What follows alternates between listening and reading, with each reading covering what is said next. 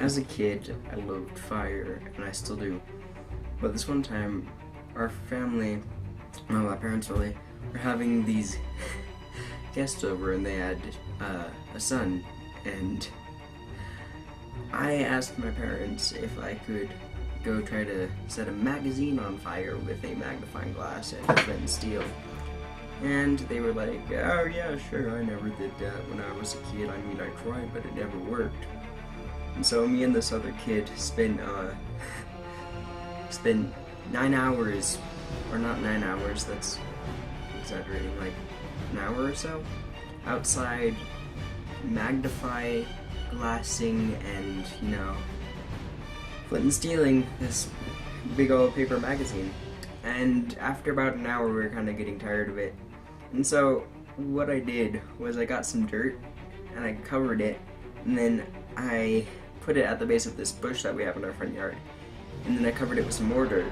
And then about 5 minutes later, my parents looked out the window and said, "Oh look, there's a fire! Your kids are very talented." And then my dad ran outside with a garden hose and started spraying the fire.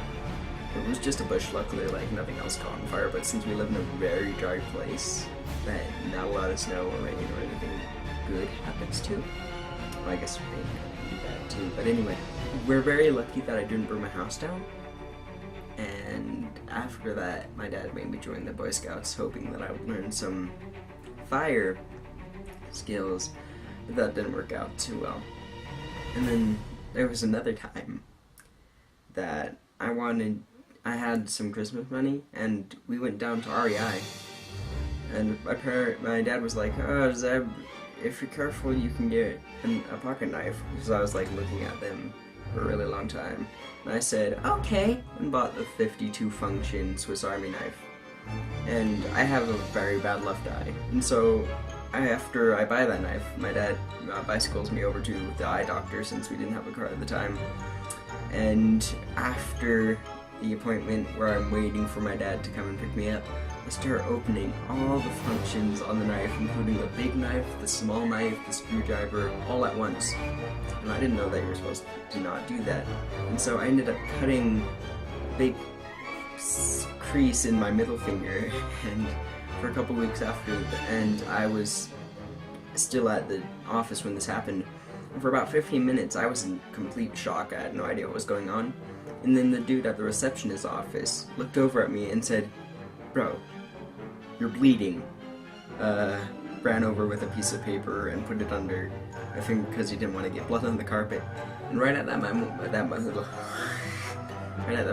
dad showed up and said, "Okay, Zeb, we need to talk about knife safety," as I rode on the back of the extra cycle going home while my finger was bleeding out. It was fun times. I still have that knife somewhere. I think it's in my big chest in my room. And then there was another. Oh, the other time. I remember now. So there was this other time, and we were going back from a music store in our city, and in the music store, I think I bought like a trombone or something because I was in band at the time. I think it was like 5th grade. And in my mind, a lot of things work out a lot better than they actually do when I try to do them. And I was thinking about it because I was riding my bike, and my dad was in front of me, no one was behind me. We were like in this residential neighborhood, and suddenly I was thinking, I wonder if bikes turn like cars where you can just screech the wheels around. That's not how it works. If you try to flip the wheel around on a bike, you fall over. And if you're like me and you like to bike fast while you're doing things, you get road burn. And so this entire side of my body was covered in skid marks. I was bleeding out of my arms and like my area here. And so luckily my dad had this friend who came and gave us a ride, and I was like screaming in pain. And to cheer me up, my wonderful sister, who was on the other side of this wall, she was like, "Okay, let's see, how to cheer up a little 10-year-old boy who's crying. Memes." And I had no idea what memes were at the time, and so she was showing me like all these funny memes, and I was there crying. and laughing at the same time. And she was like, "Oh, Zip, here's one that you'll really like," and put up her iPod Touch or something. Oh, that's right, we had iPod Touches, and showed me this picture of a puppy in a teacup saying, "One day I'll be a unicorn pooping out rainbows." And I was like, okay. Since this was the first time I'd been introduced to this, I was like really interested in it, but I had no idea what the internet was at the time. Another story. I better not be getting sick. This is final week. I was outside in my backyard, and I used to be really obsessed with Harry Potter cassette tapes. We used to have this play structure in our backyard, and I had like a slide and like monkey bars and swings and stuff. And so what I did was I got my radio and I put it on the ground, and then I started making a water slide because I was really obsessed with rivers, even though I live in the desert. And while I was going down the water slide, I realized that my radio was in the water at the bottom of the slide, and I didn't know what electrocution was. Like, I had no idea.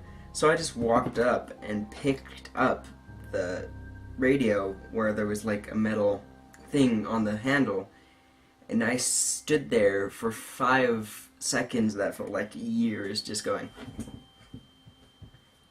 Let me tell you, electrocution is not fun, especially when you're little. And we had a guest over at the time, and he was just sitting there reading his book while I was getting electrocuted.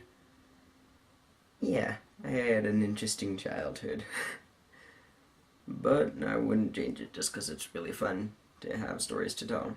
I mean, who wants to know a person who just kind of like, yeah, you know, I stayed in my room staring at the ceiling. Anyway, I just wanted to talk about this to get some stress out for finals. Bye-bye.